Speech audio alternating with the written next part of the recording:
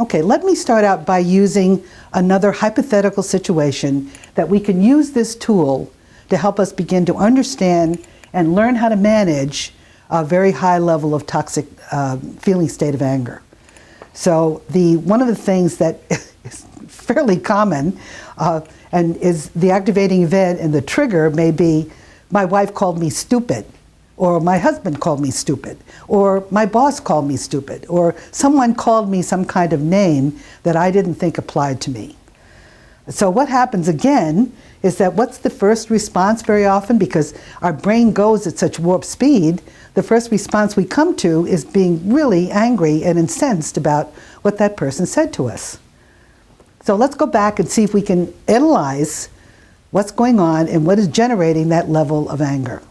So we can start out with, I don't like being called stupid. I don't think anybody likes being called stupid.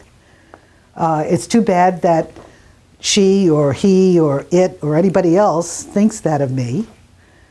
I wish that she would talk to me without calling me names, or he or your boss. This applies generically to so many situations. But we don't stop with that. Again, if we get to a high level of anger, down here at the feeling level, then it's probably generated by, well, they shouldn't call me names. Really? It would be nice if they didn't. We could make that into a preference. But when we say we're making the demand that other people be different than the way they are, they shouldn't call me names. Really? So again, it's really a matter of a demand that you're not realizing that you're making on either yourself or somebody else or your world, for that matter. And again, we get into the awfulizing. It's awful that she called me stupid. Really? How big is awful? Is it this big? Is it this big? Where are the boundaries for awful? I think that really one thing about the brain is the brain has a really hard time dealing with that kind of word. That word is really kind of unclear. And I think the brain really likes clear, delineated self-statements. And I think it works better that way. That's what seems to be to work best. Okay, I can't stand it. Well, they're still here, even after you've been called names or whatever. So you have it dissolved into a pool like the Wicked Witch of the West. So you can stand it. I perceive that I can't stand it position as being a delusional state. That we can't stand things. We can stand a lot more than we think we can. So remember that what we're doing is we're getting into demands that either we change or the other person change or the world be different than it is. So that's what we mean when we talk about that this is not reality-based.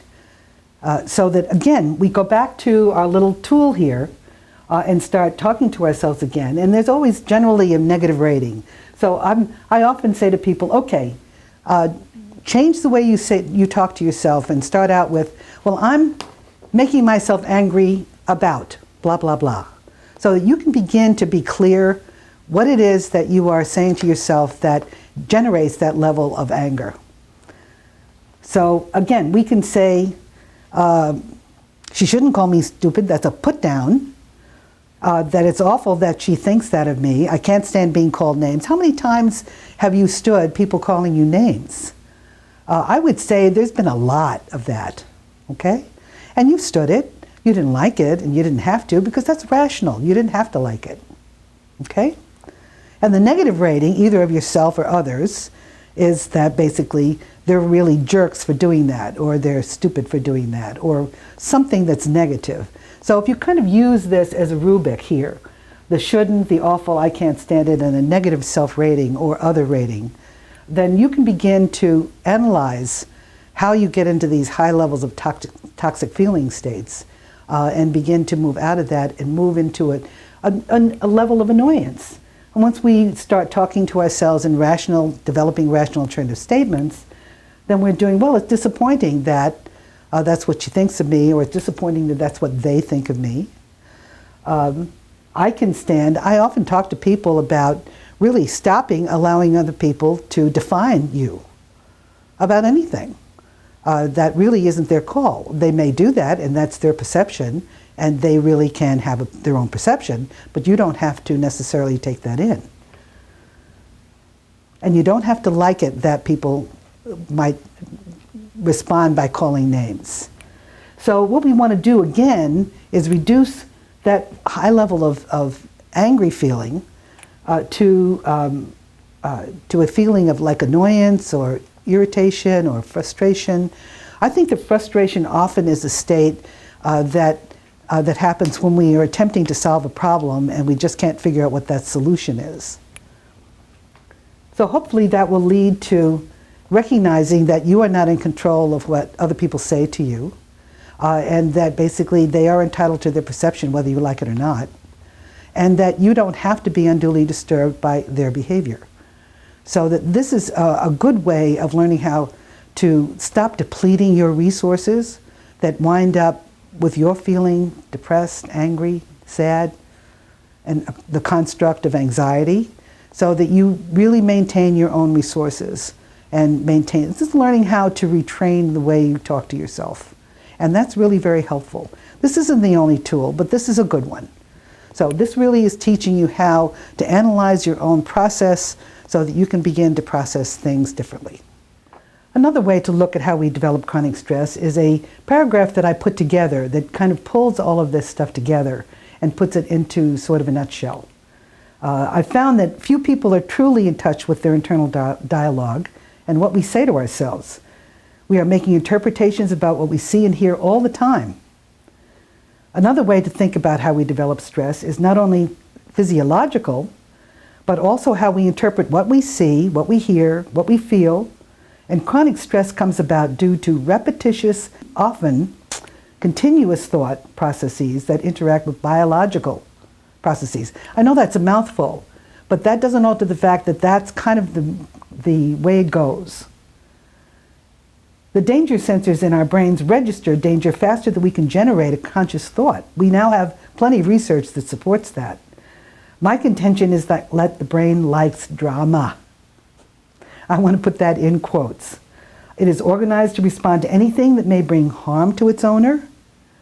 This does not have to be real. It can also be imagined.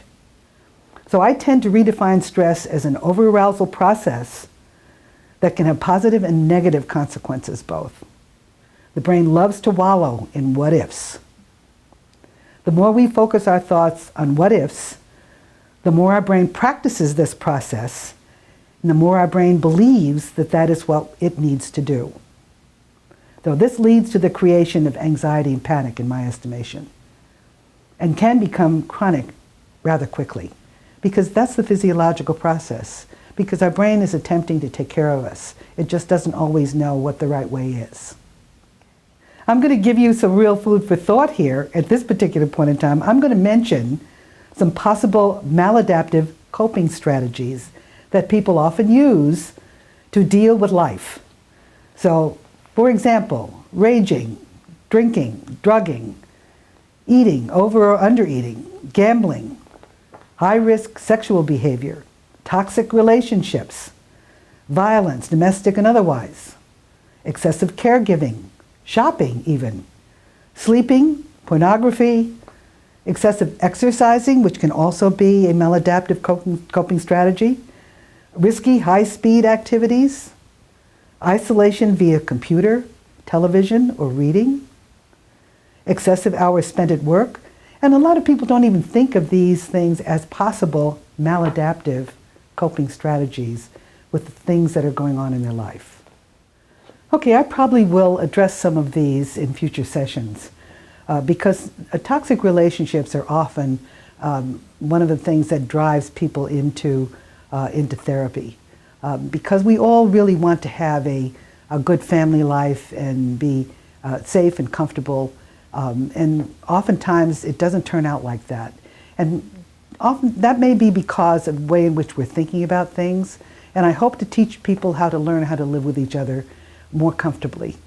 Okay, I'm hoping that doing these presentations will give people some hope about how they can really learn how to tame their feeling states that are so dysfunctional for them or unpleasant for them. I talk also to couples and talk to them about they don't have to learn how to deal with things they love about each other, but they have to learn how to manage their feelings about the things they don't like.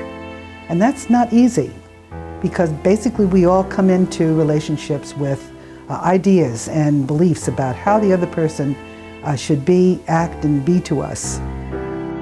Click subscribe so that you can really follow these kinds of presentations that I'm doing in the future. Thank you for watching.